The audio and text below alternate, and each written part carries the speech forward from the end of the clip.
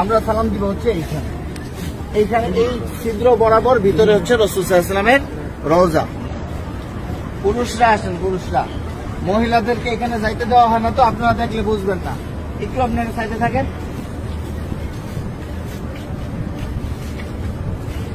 আমরা ভিতরে যাব হচ্ছে এইভাবে, আমাদের বাম দিকে থাকবে রওজা। রওজা থাকবে কি বাম দিকে। ভিতরে কথা বলার কোনো সুযোগ নাই, বেশি সময় দাঁড়ায় থাকারও সুযোগ নাই। প্রথম দুইটা ছিদ্র থাকবে, যে দুইটা ছিদ্রের ভিতরে কোনো কিছু নাই।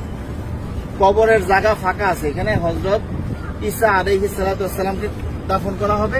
ওই পাশে হচ্ছে হযরত ইমাম মাহদিকে দাফন করা হবে। তো এই যে প্রথম দুইটা ছিদ্র ফাঁকা, এখানে অনেকে দেখবেন সালাম দিতেছে, ভিড় লেগে আছে। এখানে সালাম দিব না, আমরা সালাম দিব হচ্ছে এইখানে। এইখানে এই ছিদ্র বরাবর ভিতরে হচ্ছে রাসূল সাল্লাল্লাহু আলাইহি ওয়াসাল্লামের রওজা। এই জায়গায় সালাম দিব, দেখবেন যে এরকম যেই ছিদ্রটা, এইটার সাথে কিন্তু কোনোটার মিল নাই, ঠিক আছে। এই বরাবর নবীজিকে সালাম দিতে হবে। রাসূল সাল্লাল্লাহু আলাইহি ওয়াসাল্লাম এখানে জীবন্ত অবস্থায় শুয়ে আছেন, ডান কাত হইয়া। নবীজির মাথা এদিকে, পা হচ্ছে এদিকে, ঠিক আছে। রাসূল শুয়ে আছেন, উম্মতের সালাম গ্রহণ করতেছেন, হ্যাঁ, সরাসরি সালাম গ্রহণ করতেছেন। তারপরে এখানে আবু বকর রাদিয়াল্লাহু আনহুর কবর, এই বরাবর এখানে আবু বকর রাদিয়াল্লাহু আনহুকে সালাম দিতে হবে। কিভাবে সালাম দিব? নবীজিকে কিভাবে দিব? আসসালাতু আসসালামু আলাইকা ইয়া রাসূলুল্লাহ, আসসালাতু আসসালামু আলাইকা ইয়া হাবিবাল্লাহ। যতটুকু বেশি আমরা পারি বলার চেষ্টা করব। সালাম দেওয়ার সবচেয়ে সুন্দর সময় হচ্ছে রাত্রে 10:30টার পর থেকে নিয়ে রাত্রে 1টা-2টা পর্যন্ত ফাঁকা থাকে, ভিড় থাকে না। আর দিনের বেলা সকাল 7টা থেকে নিয়ে একেবারে জোহর পর্যন্ত কি ফাঁকা থাকে, ফাঁকা। আসরের সময় থেকে নিয়ে এশারের পর পর্যন্ত কি থাকে? ভিড় থাকে। যত বেশি পারেন নবীজিকে সালাম দিবেন। যদি সালাম কবুল হয়ে যায়, আল্লাহ নবী বলতেছেন যে আমার রওজায় যে সালাম দিল তার উপরে, আমার উপরে ওয়াজিব হয়ে যায় তার জন্য হাসরের ময়দানে সুপারিশ করা।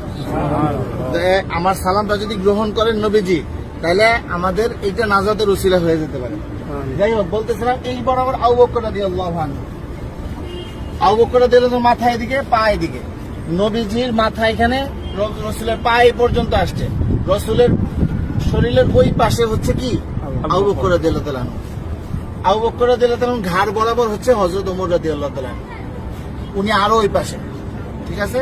নবীজি এখান থেকে এইভাবে শোয়া, রাসূলের পরে হচ্ছে আবু বকর রাদিয়াল্লাহু আনহু শোয়া, তারপরে হচ্ছে হযরত ওমর রাদিয়াল্লাহু আনহু। এইখানে হযরত ওমর রাদিয়াল্লাহু আনহুকে সালাম দিতে হবে। তো এইখানে নবীজিকে সালাম দিব আমরা।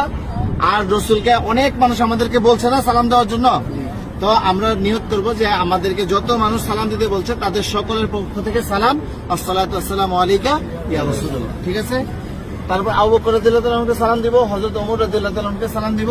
তারপরে এখানে কোনো কিছু নাই, ফাঁকা আছে কবরের জায়গা ভিতরে, আমরা এদিক দিয়ে বের হয়ে যাব। এটা হচ্ছে পুরুষদের যে কোনো সময় খোলা আছে সালাম দেওয়া।